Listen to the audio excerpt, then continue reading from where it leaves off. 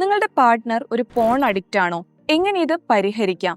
കല്യാണം കഴിഞ്ഞ് ഒരുപാട് വർഷങ്ങൾക്ക് ശേഷം ഉണ്ടാകുന്ന ഒരു പ്രധാനപ്പെട്ട പ്രശ്നമാണ് അല്ലെ, ഭർത്താവ് അല്ലെങ്കിൽ ഭാര്യ പോൺ അഡിക്റ്റ് ആയി എന്നുള്ളത്. ഇതെങ്ങനെ നമുക്ക് പരിഹരിക്കാൻ പറ്റും? ആസ് എ ഫസ്റ്റ് സ്റ്റെപ്പ് നമ്മൾ ചെയ്യേണ്ടത് adjust dum about your feelings. നിങ്ങളുടെ ഇഷ്യൂസ് എന്താണ് എന്ന് അവരോട് പറഞ്ഞ് മനസ്സിലാക്കുക എന്നുള്ളതാണ്. ഇങ്ങനെ ചെയ്യുന്നത് എന്നെ ഒരുപാട് വിഷമം ഉണ്ടാക്കുന്ന ഒരു കാര്യമാണെന്ന് അവർക്ക് പറഞ്ഞ് മനസ്സിലാക്കി കൊടുക്കുക. ഇങ്ങനെ ചെയ്തിട്ടും അവർ ശരിയാവുന്നില്ല എന്നുണ്ടെങ്കിൽ നിങ്ങൾ പറയാ, ഞാൻ ഇതെൻ്റെ വീട്ടുകാരോട് പറഞ്ഞു കൊടുക്കുന്നു.